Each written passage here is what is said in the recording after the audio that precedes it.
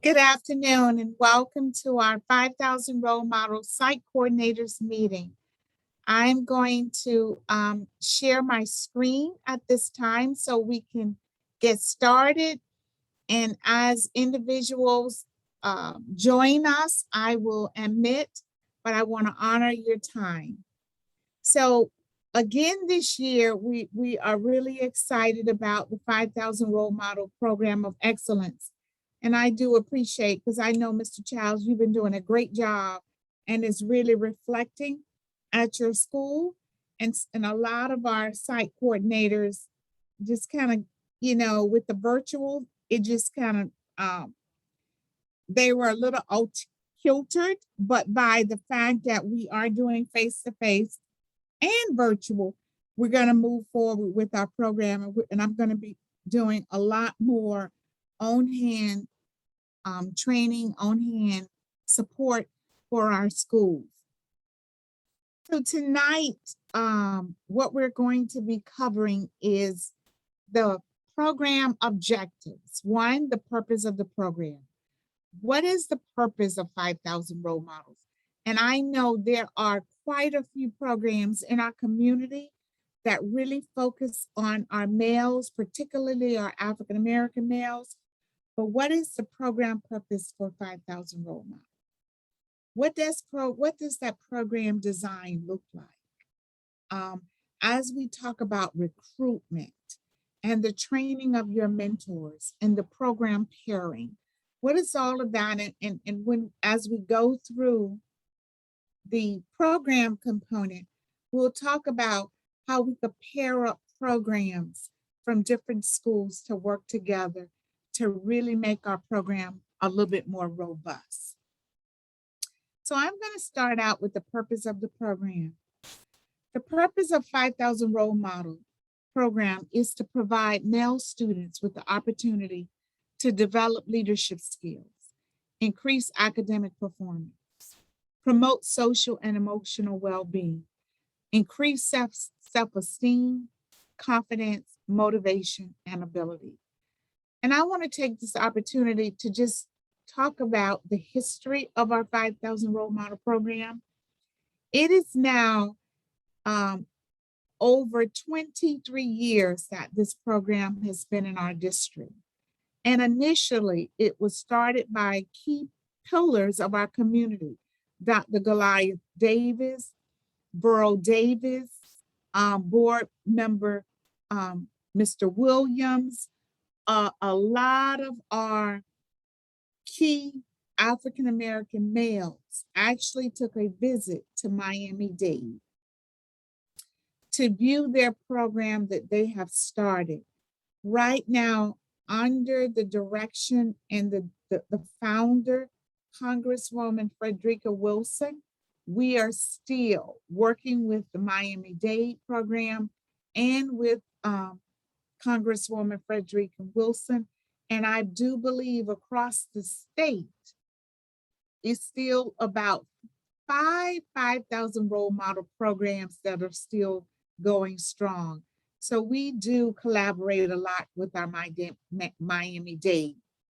But in this program, it is very important that we talk about why is it in today's society, leadership skills are going to be paramount.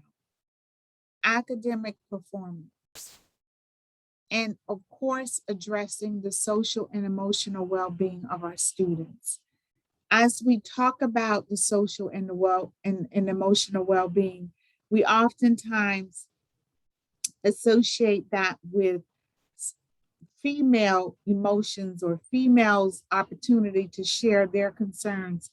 But research is indicating a lot of our males are experiencing trauma, social emotional well-being, isolation.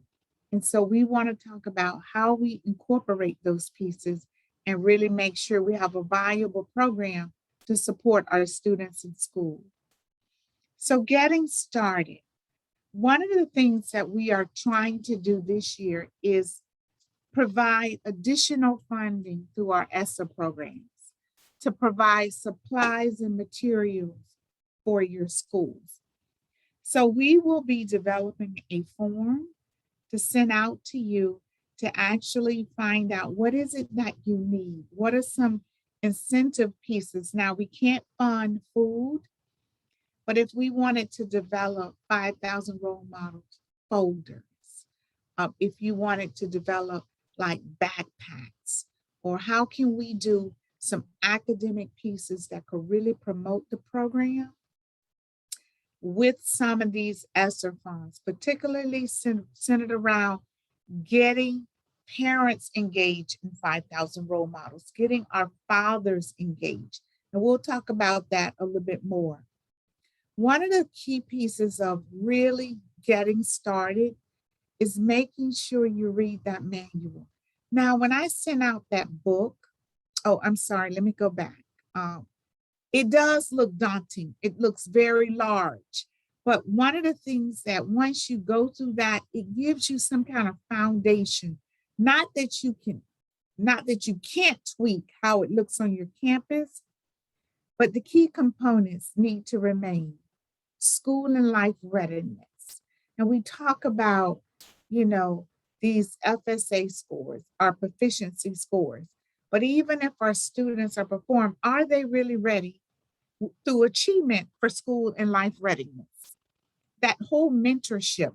How do we recruit more and more prominent men in our community to help support our mentorship at our schools? Service community or service learning. And I think that's going to be paramount both in elementary, middle, and high. How do we build a mindset of service that is not always about the individual or the self propelling of someone, but the servant tool, the service. And then, of course, leadership. How do we get our students in leadership roles at our school? So here is the application selection, a targeted group we're going to discuss, a number of students that are manageable. How do we recruit mentors and volunteers?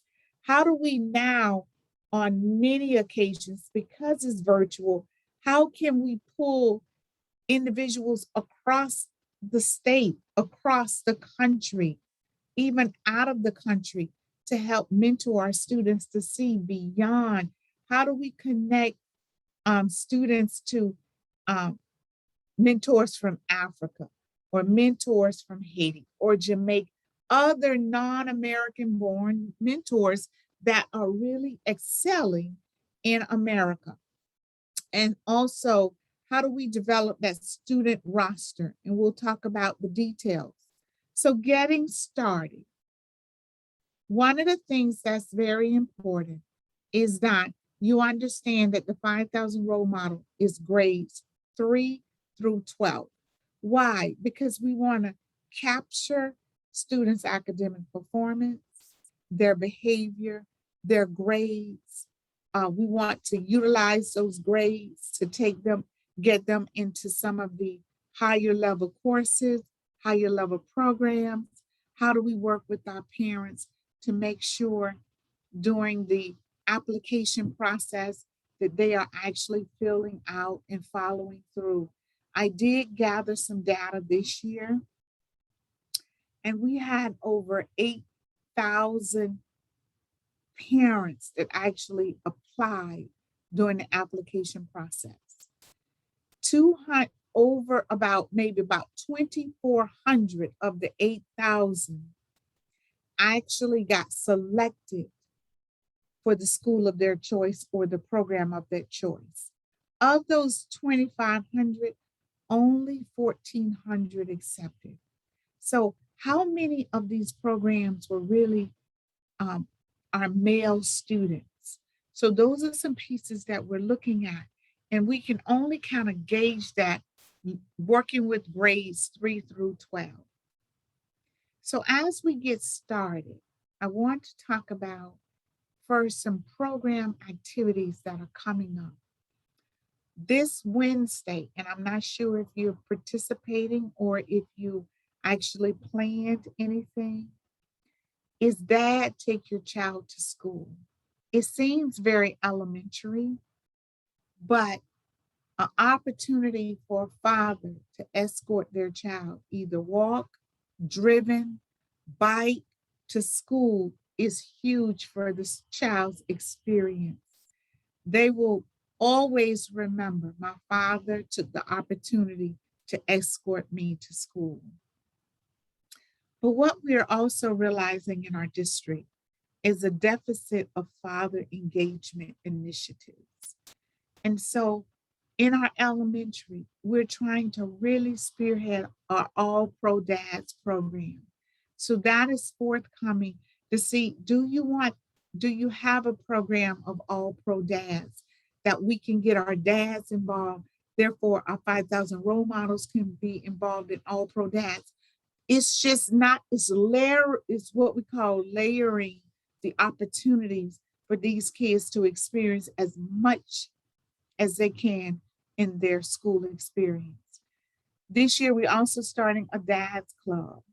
And this is middle and high school. And we talk about a dad's club as the male students matriculate to um, high school and middle school, or matriculate, however, move to the next level.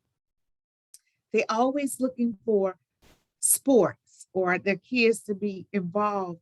But there's so much more that dads could become to lead our male students in those levels, because those times are very crucial.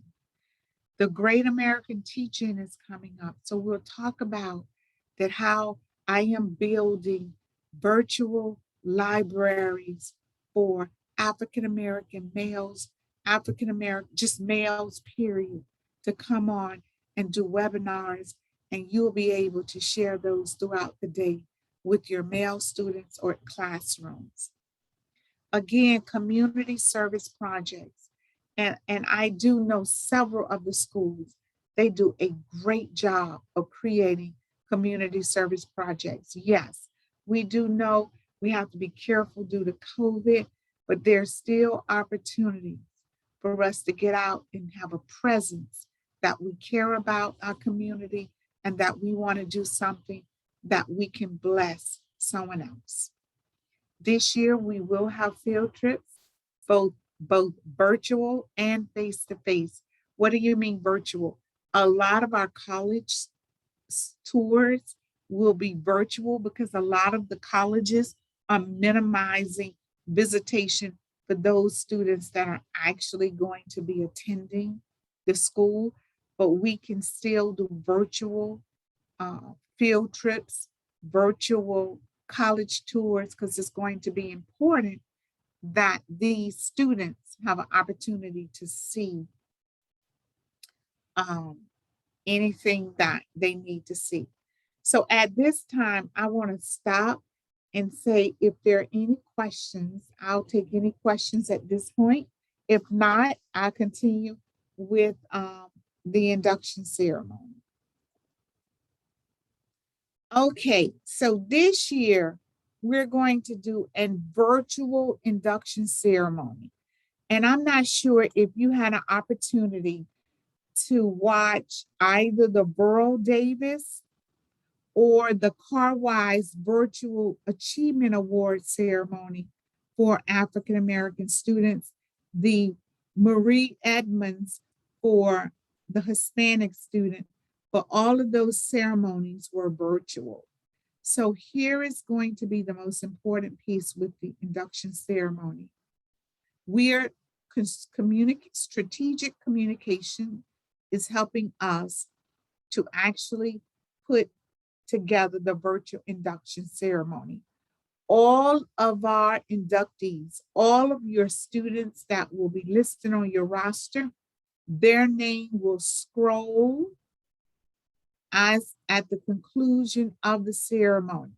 We will actually have a virtual tie-tying ceremony. We will actually have the pledge recited. We will have a keynote speaker. We will have a performer. And then we are hoping that we could get Congresswoman Frederica Wilson to be recorded giving us greetings from Washington, D.C. So we are really trying to put this together so that it will be aired live October 31st at 4 p.m. I think that's a great time prior to actually students who are going to participate in Halloween trick or treating or whatever their activities will be. But we're putting that together, and then we'll be sending the link out in an invitation form to actually give to your parents. Now, will this abort any induction ceremony that you want to have at your school? Absolutely not. Your ties will be sent to your school once we get the roster. And keep in mind, the ties are for only new inductees. And so we will send you your ties. You can do a face-to-face ceremony, as well as the students will have this induction ceremony virtual to recording to always reflect back that they were a 5,000 role model inductee and their name was scrolled on the ceremony. We will receive greetings for Dr. Greco, the superintendent, and as well as Dr. Brinson, the chief achievement officer in our district. So we'll look forward to additional information as it relates to induction ceremony. So now the selection criteria. And so I want to spend a little time on this. I will speak with your leaders. I will speak with teachers, your counselors, and request names of students that you can benefit from, that can benefit from the 5,000 Role Model Program. So once you get a list, because what we want to do is have teachers have an opportunity to nominate. We could create a form, we could send it to you, and you could actually send it out to your teachers in your school. I'll make a note of that to send out an actual form for recruitment. Now, this is going to be very important that we communicate to teachers. It's not that we always want to say the kid has to have behavior problems. They have to have academic problems. They are low socioeconomic. No, we want all students across the spectrum. Your very bright students, students that are in STEM, students that are in gifted. So it's not just you want a well-rounded selection of students. What you don't want to happen is that you end up with a large group of students that you can't manage and that therefore it hinders your program. So the key thing is decide how many students are manageable for your program. And that's going to be predicated on how many mentors, volunteers, or support individuals that you have. So when you find out, okay, for this year, we're only going to select 15 students. For high school, we might select 25. Whatever that number is, there's an application. And that was in that startup kit that I mailed out. Now, I want you to understand, we do not want to prohibit a student from entering into 5,000 Role Model because the parent didn't sign the paperwork. Because all of our activities are pretty much going to be on campus. In addition to that, we don't presently seek for permission to have a mentor at the school unless that mentor wants to come in face to face. Otherwise, we can move forward. If you think a student is in need of this program, we can always roll back to get the parent's signature. Again, I sent what I call a roster template. And what I'm going to go back and do is put that as a OneDrive document that I can collect all rosters on one platform, which is OneDrive. But in the meantime, begin to put your student names on your roster, because it's going to be very important that we get those names by the end of September the 30th to incorporate into the virtual 5,000 role model induction ceremony. You also have what we call request 5,000 role model ties. Now, I need you to understand these ties, and since the pandemic, it is very difficult sometimes to get the ties because we used to order directly from China. That's not the case anymore. So we want to be very cognizant of, yes, if you had 5,000 role model students last year, and we do have that roster, they received the tie. If there was not a process where you held the ties at your school, but you know that student received a tie, that person does not get a second tie this year. It's only for new inductees. Again, going back to, you can host a brick and mortar ceremony, as well as send the link out to your parents to view the virtual.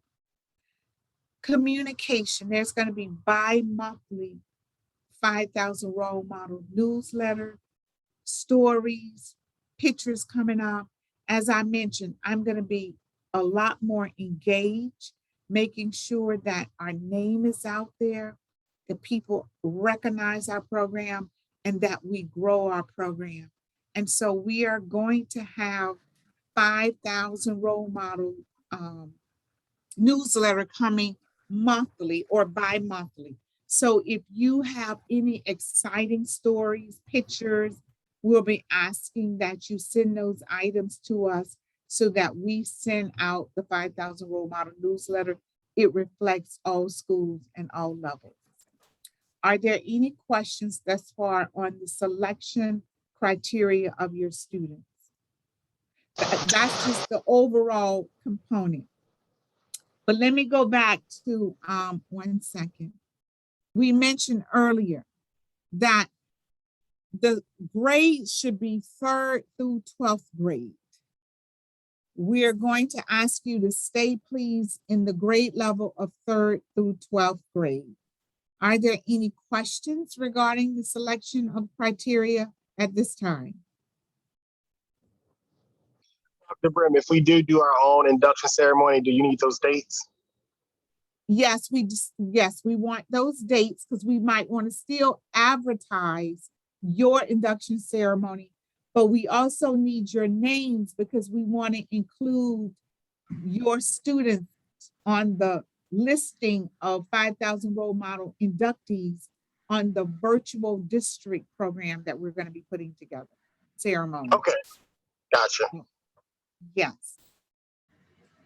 So let me go back. So again, the induction ceremony will be aired October 31st. So it's going to be pertinent that we get those things done and completed and sent to us. I also will send this PowerPoint with all of the activities for this upcoming month, and also for November for Great American Teaching and Community Service Projects. And any district-led activities or summits that we're partnering with other agencies, you'll get all of that information as well. So I do want to talk, I don't know if we have how many high school programs we have or middle school. And if we have some created elementary, but one of the things we want to do, particularly with our high school program, is we want to utilize, when we go back to leadership, if there's any males that are interested in journalism or interested in theater or drama or music, anything that we could use to create newsletters. It will be beautiful if we'll be able to say our 5,000 role model program at Clearwater High School produce the newsletter for this month. So I will be sending those things out for us to actually have the students kind of help create. The other thing that I find that I found out that was very interesting is what we call career conversations.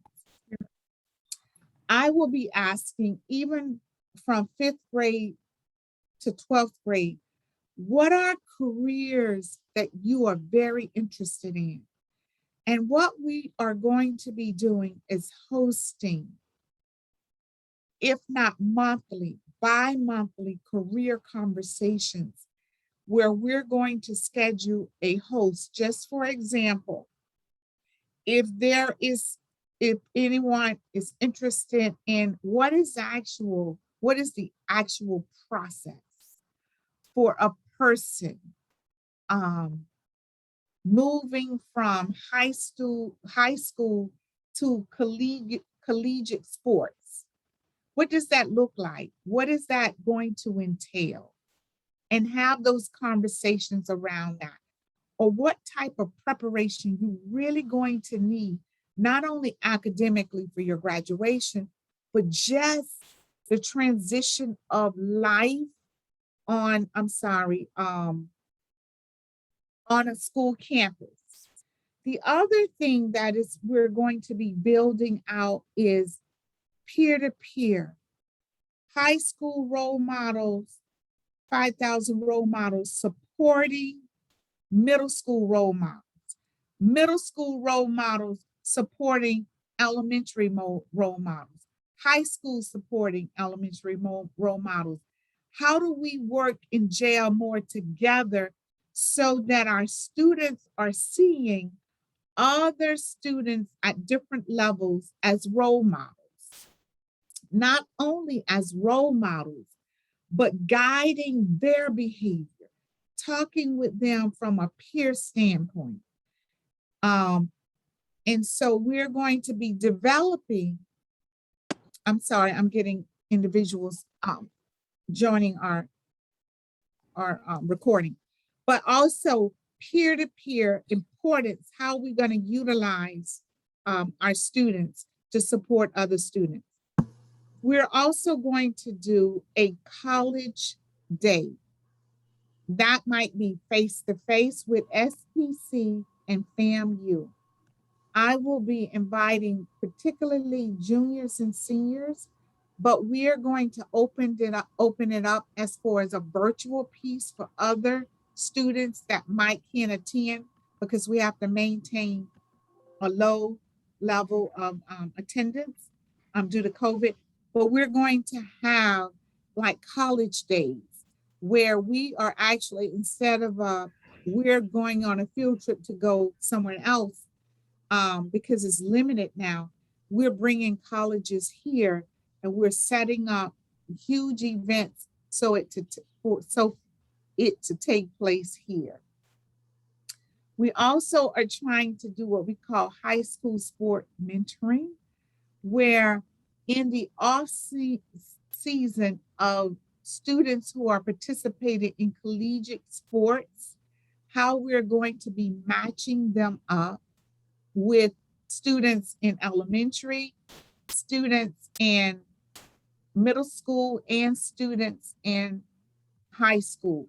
Not only mentoring as a sports, but academic mentoring. Say, for an example, if you know that you're going to have students that want to become, just say, a dentist, how do we match them up with local dentists in our area so that they can hear what is all is going to entail? I'm going to ask if we could mute our phones to minimize background noise, please.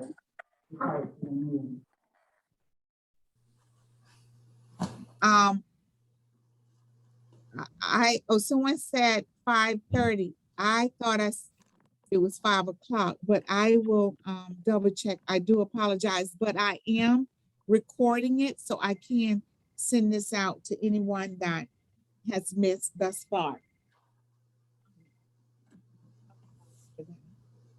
Okay, so the next slide I want to talk about is your role as a site coordinator. Here is some of the site coordinator's responsibility and requirement. And we are still looking into how can the district support us with providing stipends for ones who are actually sponsoring like 5,000 Role Model, sponsoring girlfriends, because it could be very daunting to manage all of this for such a needed program. But one of the things for the site coordinator's responsibility is to identify youth who may wish to participate. Here is, we are going to be sending out a form for you to send to your teachers at your school to ask for recommendation for your student. You could get parents that nominate, and you could get your administrators or leaders to actually say who are students that can benefit from 5,000 Role Models. As I mentioned earlier, it's going to be very important that um, it, I don't know, I can hear background noise. If you can please mute your phones. Um, it's going to be very important to identify who's going to be your support. Do you have outside volunteers coming in to support, other school staff that's going to be supporting you? And how are you going to design your program? Are you going to meet collectively as a whole group? Are you going to meet by level or by grade level? And so all of that will depend, will determine how many students that you might want to select. I will not advise, particularly for elementary, I will stay in the 15 to 20. For middle school, I would say anywhere from between 20 and 30. And our high school groups, we've had as large as 50 students, if that's manageable, but I would advise not to go over 40 because high school, some of the programs could be a little bit more convoluted than our middle and our high school. We want to follow the guidelines of the district program. So in the, when we initially discussed the 4 areas of leadership, mentorship, school and life would address academics and community service. Those are the 4 key areas that we want to really promote. This year, I am planning on having bi-level meetings. So for an example, I selected for everyone to be on this site coordinators meeting, but I may say once a month for maybe 30 minutes that we have all site coordinators from elementary, once a month from middle, once a month for high school, because the programs are different. We might do this monthly, so we constantly collaborate and stay engaged regarding the programs. We want to be able to support the students academically, socially, mentally, and physically. Why is this so important? One of the key components that's even more so on the rise than our academics is the mental health of our students. So I will be bringing in many individuals that could talk to our males about understanding their own mental health, understanding how they look and address those pieces, understanding levels of depression, understanding how do you cope with everything else surrounding you, but yet you maintain mental health stability. How does that look socially?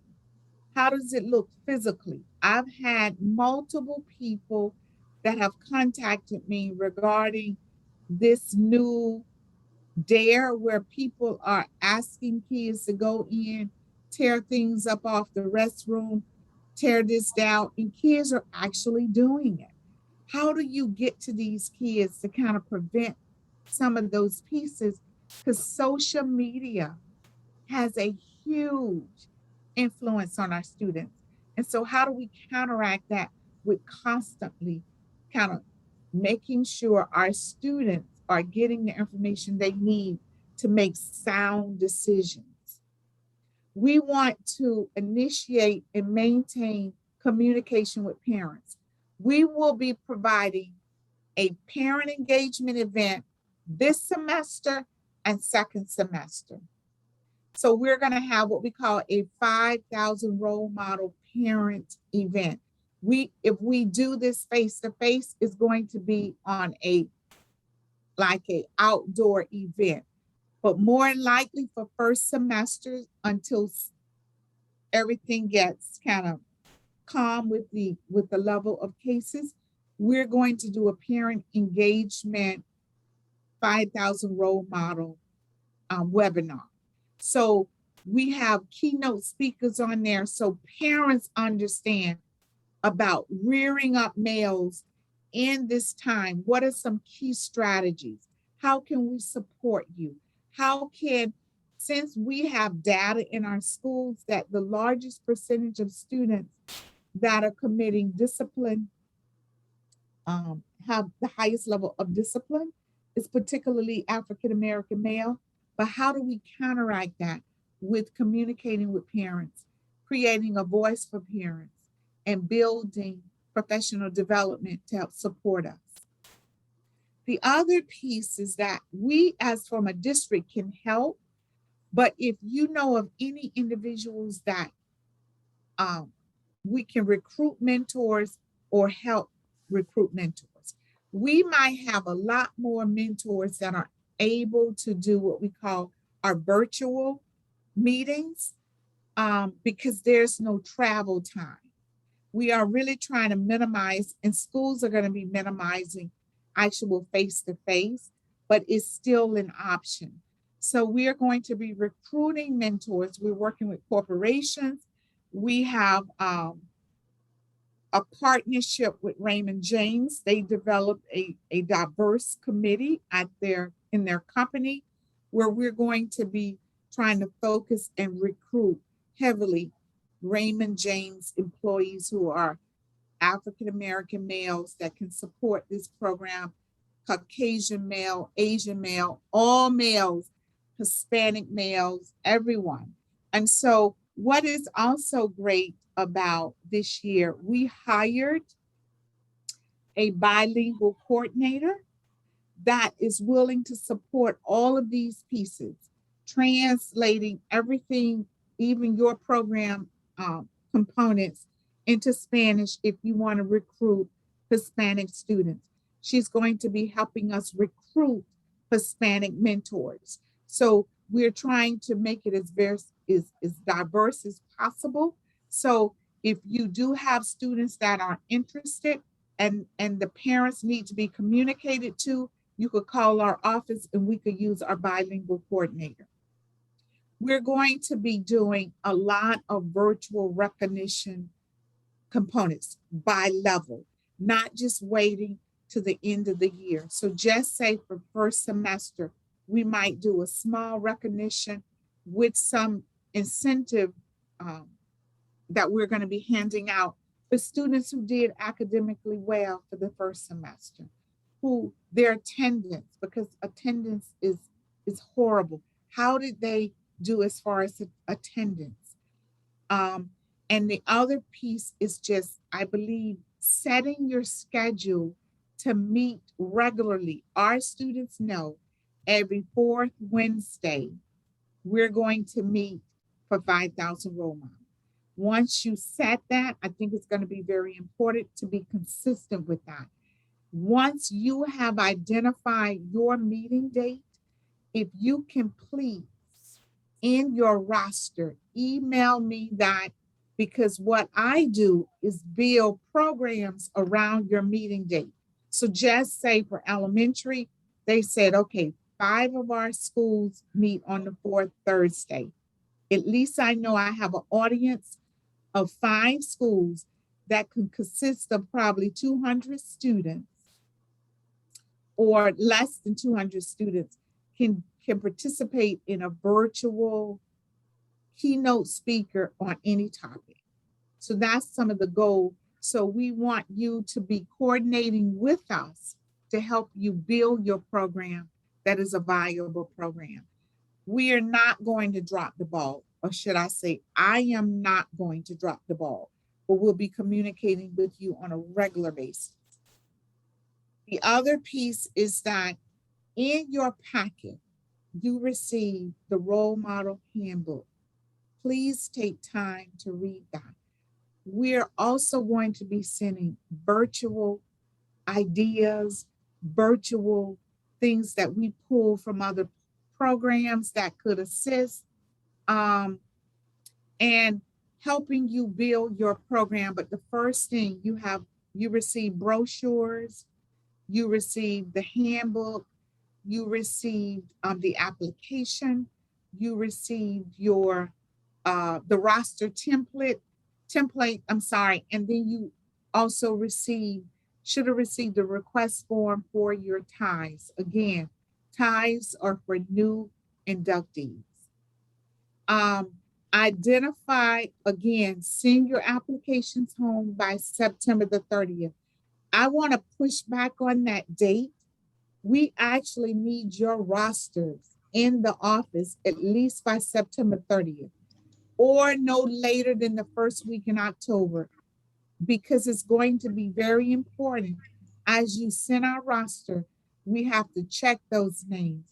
We have to incorporate those names on the virtual induction ceremony. So we want to have ample enough time to make sure for the airing. So when we air that virtual ceremony, that all your names are on there. Let me go back because I know a lot of you just joined. I want to talk about, let me just highlight again, some of the upcoming activities, particularly elementary. Dads, take your child to school. That's the 22nd. If you have any, what I call media worthy initiatives that you're going to be working with, please get that to us by tomorrow because we're going to be sending that information over to strategic communication. We have started a father engagement initiative. For elementary, it's all pro dads. For dad club, it's for middle and high. And they will be sending out to your school opportunities for you to participate. We've vetted both of these programs, and all the literature will be forthcoming as to what that means. And it's going to look different from middle and high. It might connect a lot for outside components or sport components, but it's not going to be similar to the All Pro Dads elementary program. And speaking of All Pro Dads, I sent out an invitation, and if you put in the chat, I didn't get it, where there's going to be a dinner that they're offering that if you would love to attend, that would be key because that could be an added component to your program. Again, Great American Teach-In.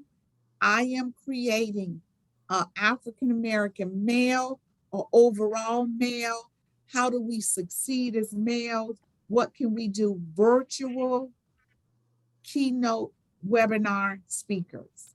And so I will send those library components out. I mean, we're building that virtual library. I could send that out because guess what?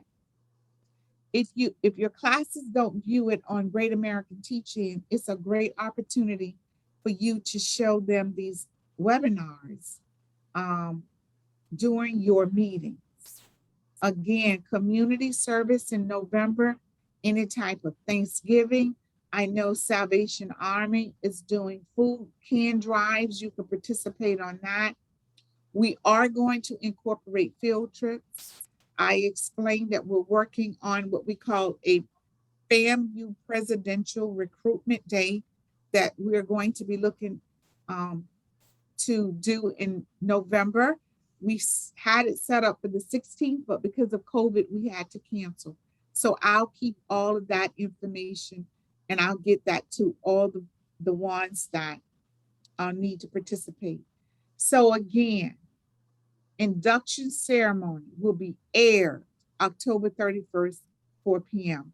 We will be sending the link and a nice invitation for you to send to your parents. They will be able to see the induction ceremony as though it was live. The only difference, instead of the students coming on stage, we will actually scroll their names on the induction ceremony YouTube video so they can keep that for life, that they were inducted to the 5,000 role models. And so going back, we went over the startup and this is recorded. And so I will be sending this out. The other thing is, again, online, you can participate virtually. It's open up to participate face-to-face. Attend monthly meetings is going to be huge.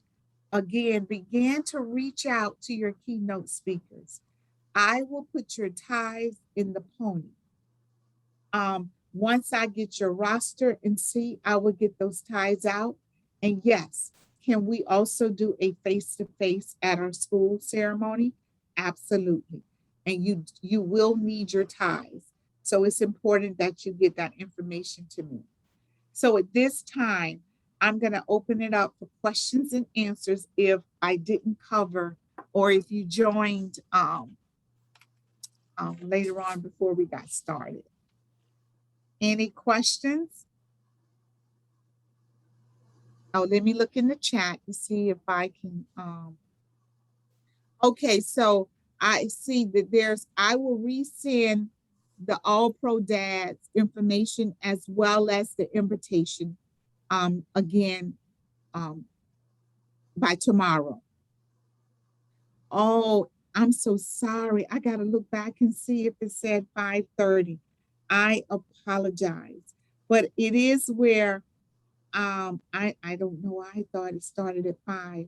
But what I will do, it is recorded, and I will send you the recorded link for you to view at your leisure. Or as you recruit mentors and you want them to see the information, this is something you could send them. Also, going back to recruitment of mentors, what we can do, because I know time is valuable, we can also send a virtual recording of the mentor training.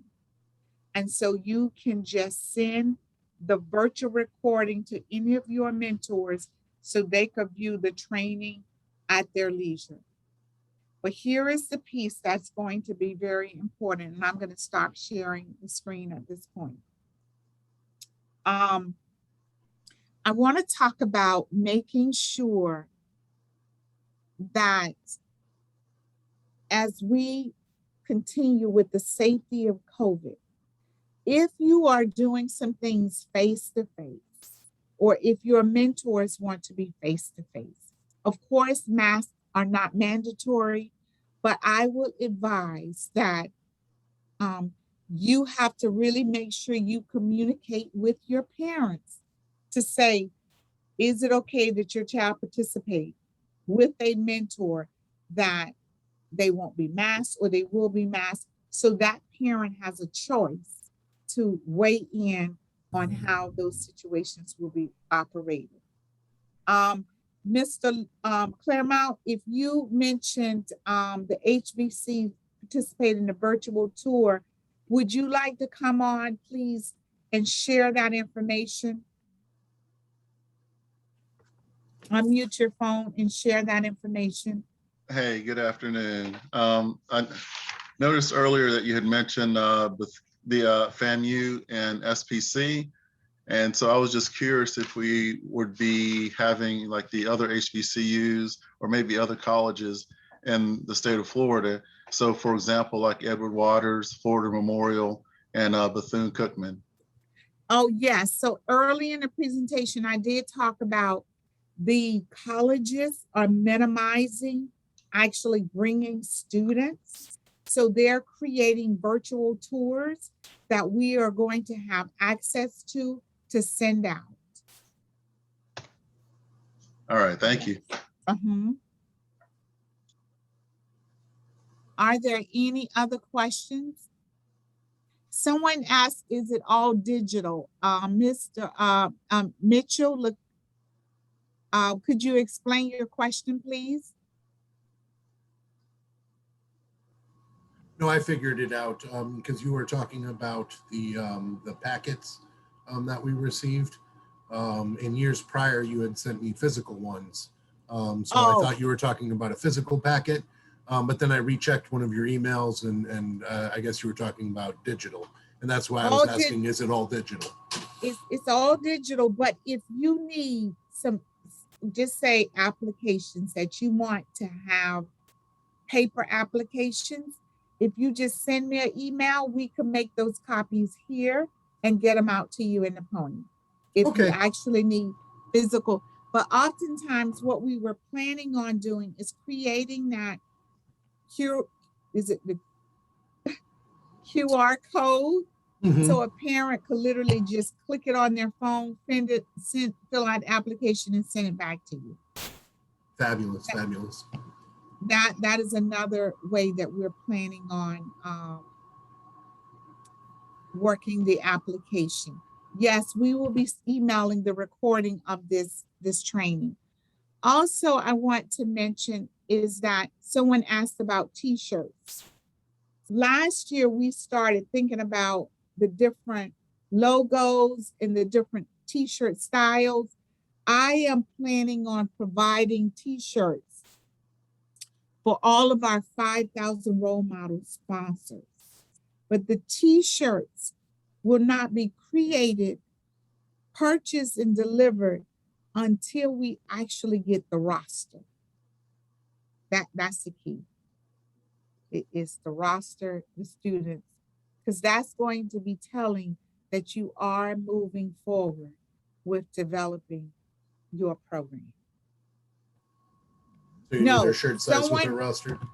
Yes, someone has asked, are all speakers scheduled by me? No, I'm just going to see sometimes because I cover so many different areas in my office, I run across dynamic speakers. Or I might, and I might say, I have a 5,000 role model program. Is it possible that you could? And so they say to me, yes.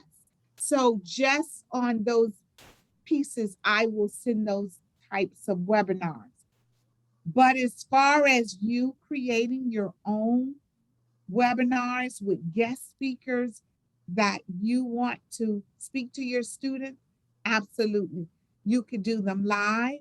You could have them created and converted to a YouTube and sent to you.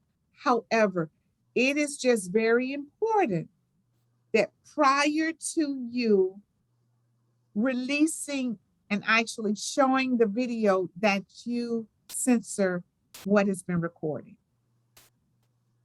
And that was a lesson learned last year because we did this huge conference and later on when we watched the video, there was some inappropriate terms that were used that we didn't catch.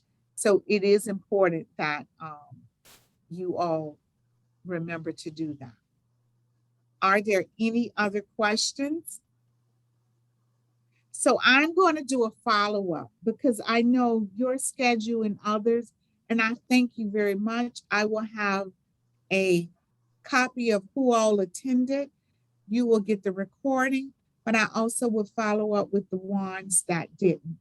The other thing that I didn't talk about that I want to do as a final is pairing up what I call senior sponsors or senior leaders who have been doing this work for a long time, have great ideas, can link up with someone and help them support and start their new program.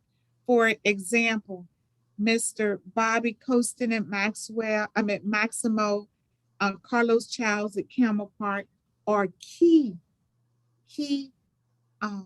site coordinators that have been doing a great job that can assist other elementary site coordinators. So I will be kind of calling on some of you to match up with brand new programs and asking you to please help me assist them with getting on board. Well, that's it for me. If I don't have any more questions, I can remain on and make sure I'm going to stop the recording, but I will remain on if you want to ask me some additional questions. But thank you very much, and I appreciate you attending this afternoon. But email me anytime, please.